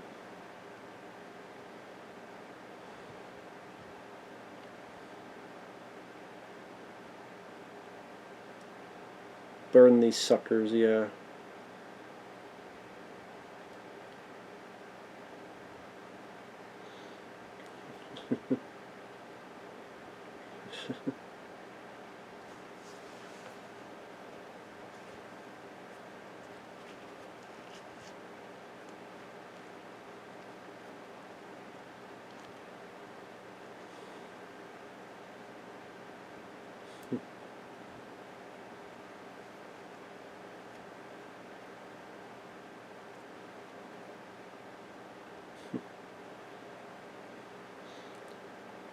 Yeah, you tried getting through that.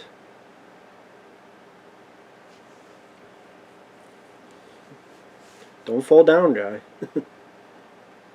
Watch out with that fire. Don't burn the set down. Dude, that's a decent camera work. Simple but effective. Panning up to reveal our oncoming adversaries. Dude, nice usage of the widescreen format. Show the make you a bigger feeling, even though these films were pretty low budget, but they make them look bigger than they are. Nice. Again, real fire, real stuff on screen. No added CGI additions that then takes you out of the film. And all the squibs you gotta put to each of those things on the wall to make it seem like there's been a hit. Nowadays, again, they try to do it with a computer, it just doesn't look as effective. And a lot of times I let it go because it's the nature of the beast, sadly, nowadays. But then in the back of my head, I'm going, just get some fucking squibs, man. I know it's dangerous. That's why you're supposed to fucking teach people and be more cautious. Unlike that stupid fucking Alec Baldwin thing where you playing with the gun and ooh, it went off, and you hire stupid people and then you get stupid actors, don't know what the hell they're doing. So it was the dumb lady's fault for having the bullet in there, and it was the dumb Alec Baldwin's fault for not double, triple checking it and just playing around with it.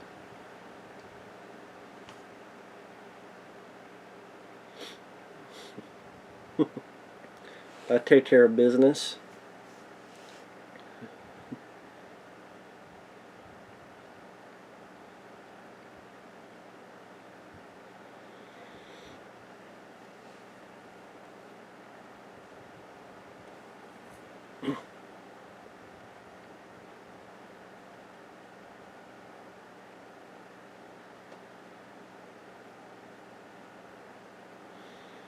There you go.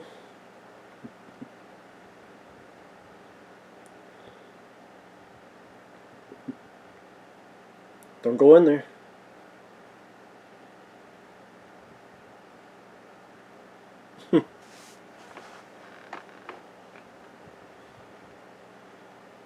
Talk about last stand.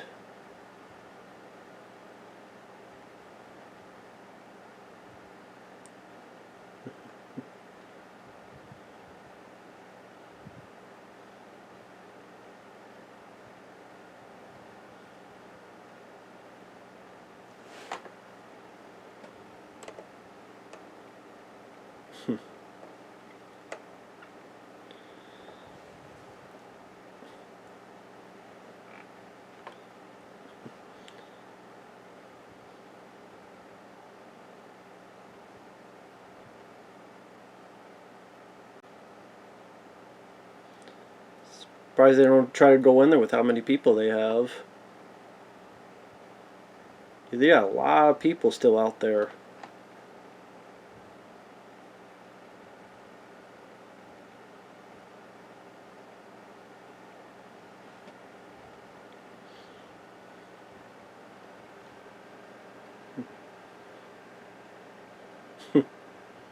Play a funeral march to wreck your nerves.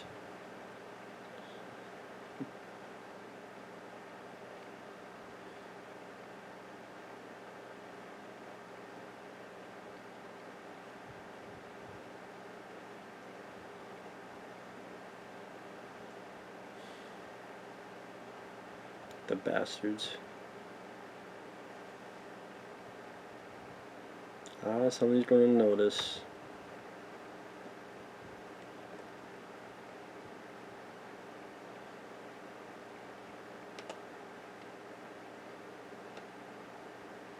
At least eventually we'll notice.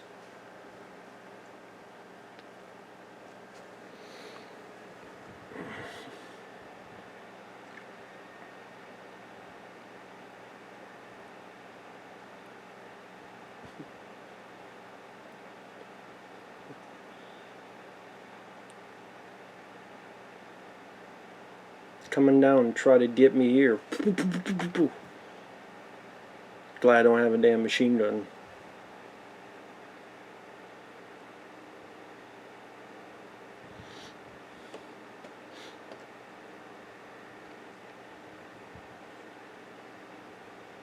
You sure you don't have time to lose? You technically starve them to death, bring a lot of food and stuff, and we'll wait here and have them run out of food and water. Technically. Didn't you already shave? Damn, shaving again. Didn't you already shave?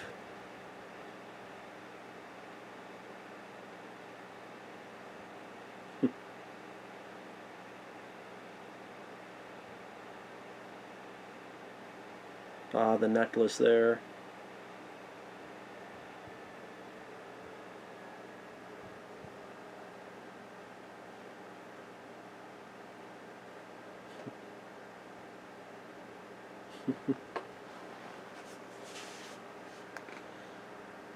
Okay, calm down with that.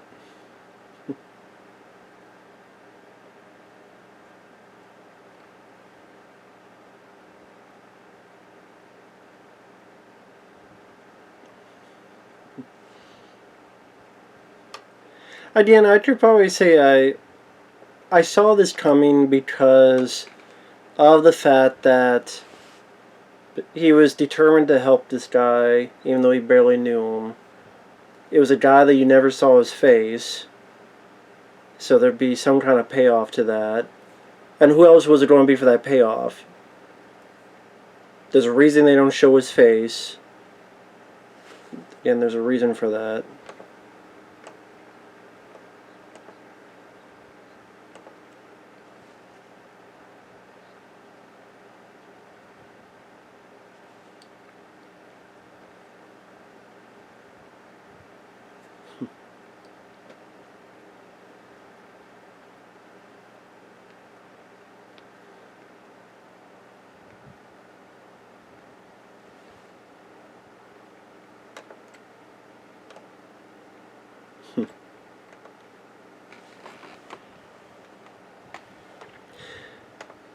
Like I was saying, like that speech alone, like I said, Lee Van Cleef is just much more of the interesting character. I think the movie knows that too. Knows that Lee Van Cleef is the more interesting character compared to John Philip Law. He's kind of there for the story of the piece, but I mean he's the one doing the revenge. But Lee Van Cleef just his character is just more intriguing to me. Plus, again, like the actor, better presence.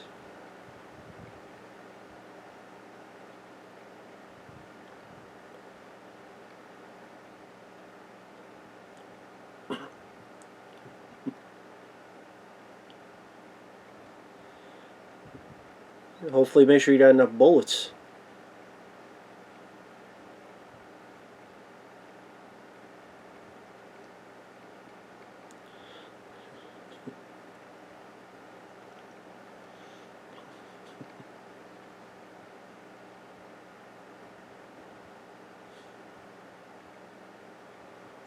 Trying to get these damn Molotov cocktails in play.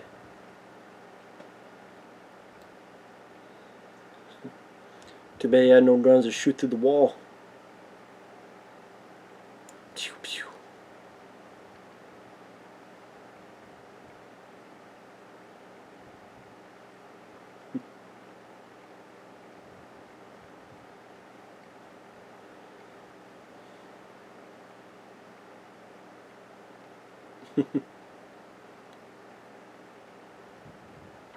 Sorry, now I'm just watching the movie again.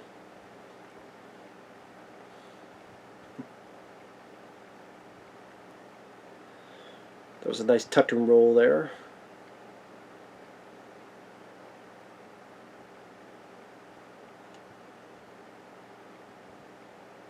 Nice little atmosphere with the dust wind. Yeah, making sure you're loaded up.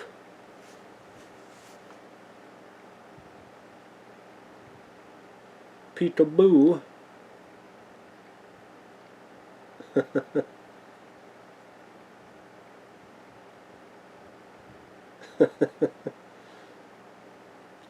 Slip right past me, douchebag.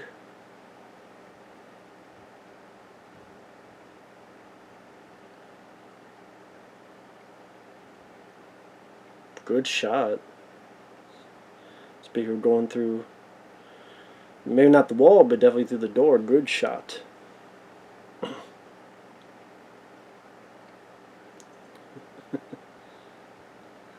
Give me that fucking gun. Boom. Mine now. Just stay there for a bit. Hey, if it works, it works.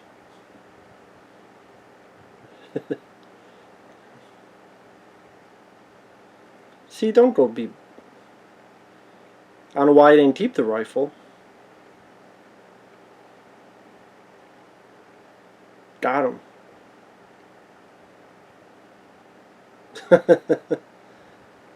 Now that's a tag team move there. Get the fuck over there. Some shadow play. Two-piece and a biscuit. Double the trouble, double the fun. In the wind and the dust definitely gives a bit more of a, like I say, atmospheric flavor to the scene, to the ending.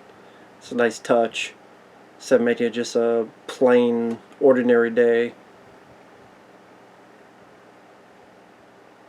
And we set up before that this place would get dusty, so it's not like a, you don't see it coming.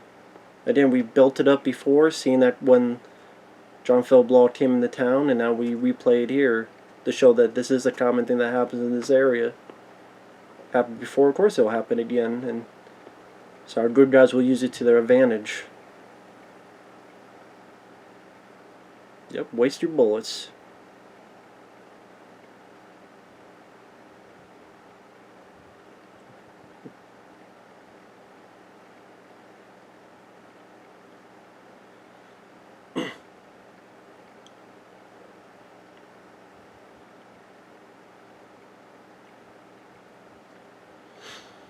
There goes the third guy. Yeah, don't fall off that ladder, Lee Van Cleef. But overall, I mean, we're getting to the end here. We're like 6 minutes left. Pretty solid spaghetti western. If you're into that type of, genre, has a decent amount of action. The finale here is pretty action-packed. Another top-notch score by Ennio Morricone. I said some good atmosphere because of this. There you go.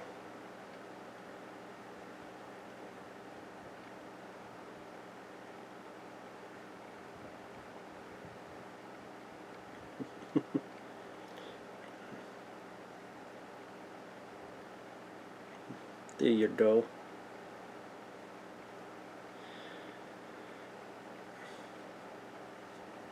Other than a little bit lengthy running time, other than, like I said, I know I said this 10 times, but John Phillip Law just would not have been my first choice.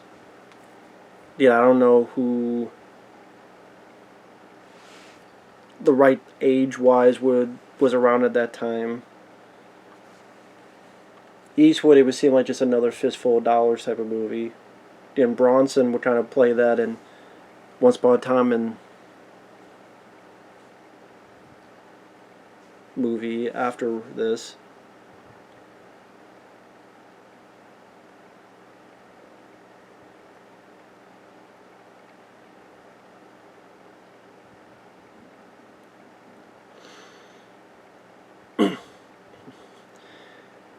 So then you have this guy here who's got a choice with his revenge.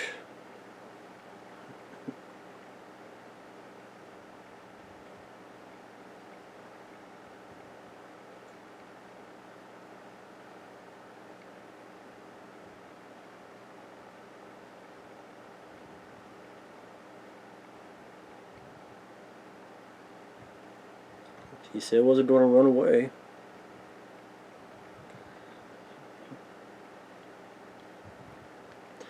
And the thing with these type of westerns, it could end either way. It could end with...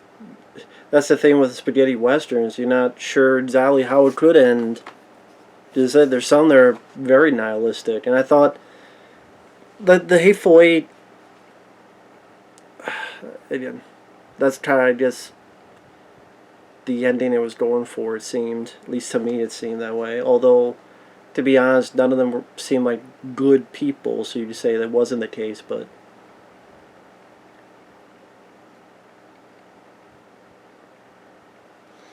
again, that's just me.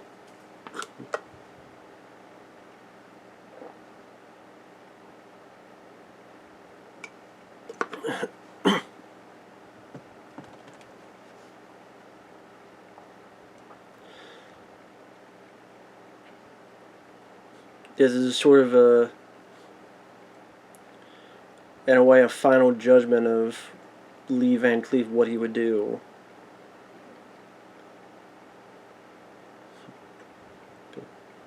He helped the guy. He helped save him as a kid. He said he couldn't be there, and he was too late to help. He's been helping him all along. He's not going to draw on the guy. I'm not going to try to kill you. You don't want to do it, go ahead and do it.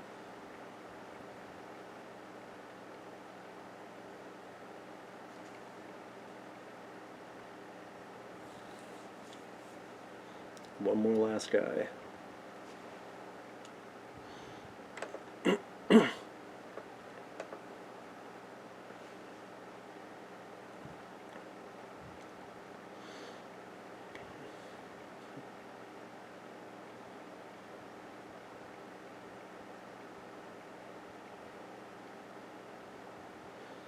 Offering the bullet. If you still want to do it, go ahead.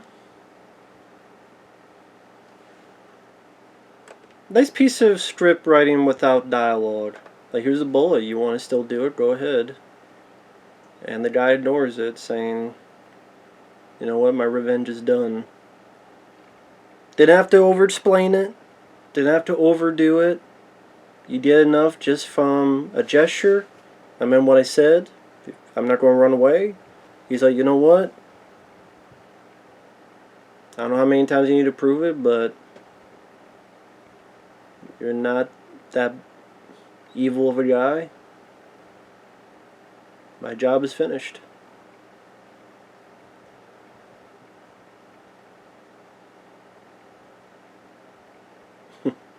Thanks for leaving my horse, and a little nod there. Like I said, I like the way it ends too. It's a satisfying ending. That's another thing I like about the film.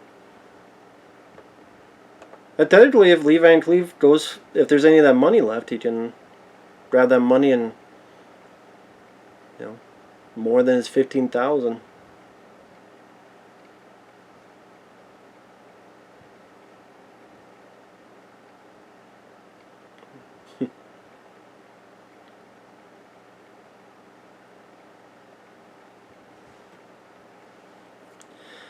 And that's the thing with a lot of these movies.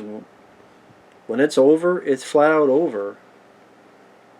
Like, it's the end, and we got like 7 seconds left, so not even 30 seconds of credits. But yeah, that's Death Rise a Horse. Definitely a pretty decent spaghetti western film. I mean, again, I would still put a fistful of dollars and for a few dollars more above it. But I just, you know, I would say it's one of the better ones. When I say it's not up there, I'm just talking about like the Man with No Name films. But those are considered the best, for not all, for a lot of people, the best of the spaghetti western. But this is definitely one of the better ones, and works well for what it needed to do. And there's definitely a lot of people who liked it. So yeah, good movie. So with that said, thanks for watching. Thanks for seeing Joe. And we will see you guys later. Bye-bye.